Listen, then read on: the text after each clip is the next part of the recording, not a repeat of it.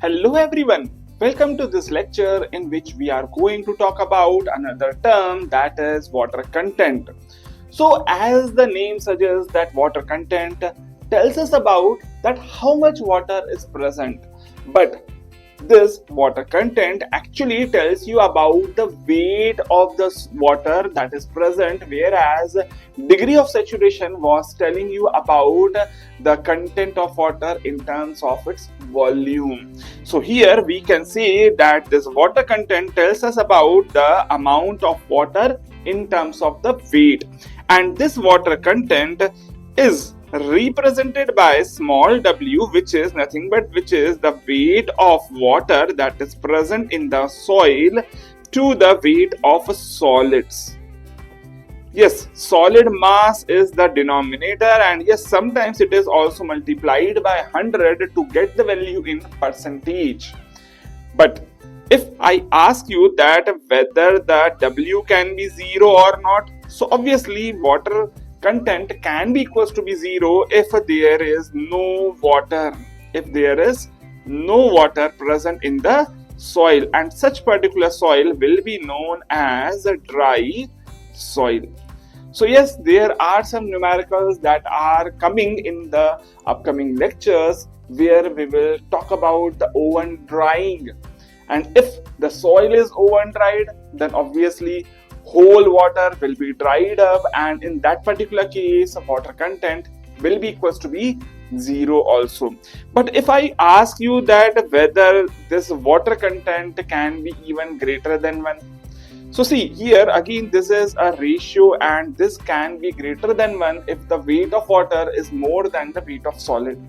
And yes, actually that is possible because in some of the soil, the solids are so arranged that the voids become so more, and if in that particular void water is present, then the weight of water can even be more than the weight of solids, and that is generally observed more in the cohesive soil, that is fine grained soil. So here we can say that in fine grained soil,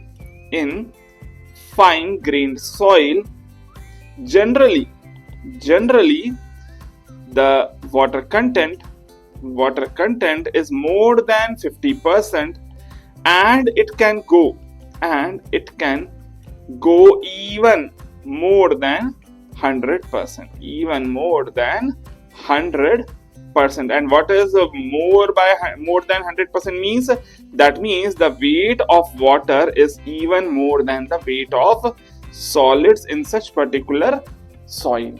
So there is no maximum limit of the water content value. So here the range of the water content is greater than or equals to be 0, but its maximum limit is not defined. There is no maximum value of the water content. And yes, this is actually the water content that we use in the soil mechanics. But see, this same water content is also sometimes named as moisture content.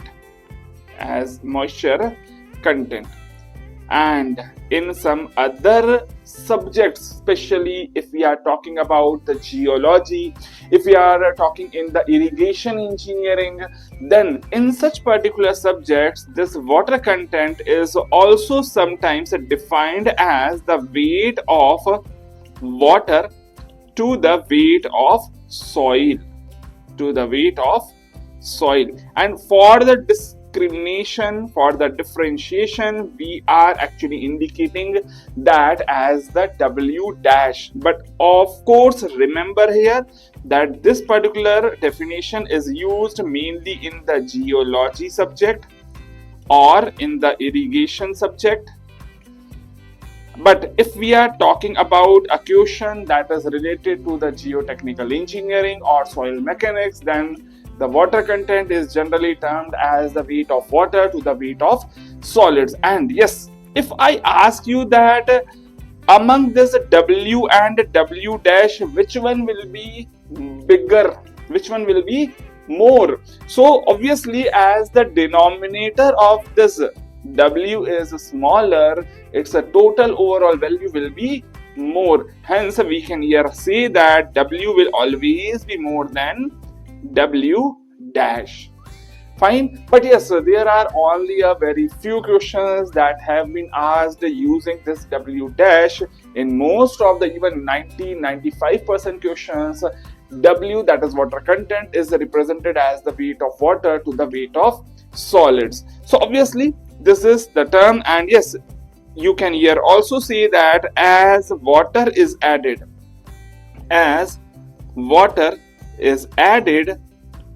W will always increase. W will always increase. Fine.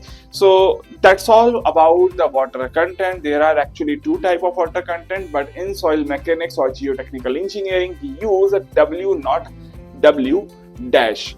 Apart from this, there is one more term that I want to mention here in this same session here, and that is nothing but that is the percentage air voids. So that is percentage air voids, and that is represented as eta A. This eta A is nothing but that is equals to be the volume of air to the volume of soil. So see here, actually we have defined a total two terms that are relating the volume of air. The first one was the air content, and the second one is the percentage air voids. You will see this eta A in the compaction chapter also. Okay, so it's not like that you should forget this, but yes, this will come up again in the compaction chapter and even some other chapters also. But if I ask you what is the range of eta A, you can see here that see, eta A can be 0 also, but it should always be positive, so it will be greater than or equals to be 0.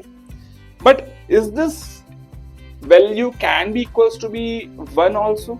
So see, volume of air should be equals to be volume of soil only and only if there is no solids. Yes, and that is not possible. Obviously, there should be some solids in the soil, and in that case, volume of air will always be lesser than the volume of soil. So this value should always be lesser than 1, and hence you can here say that this will be the range of the eta A.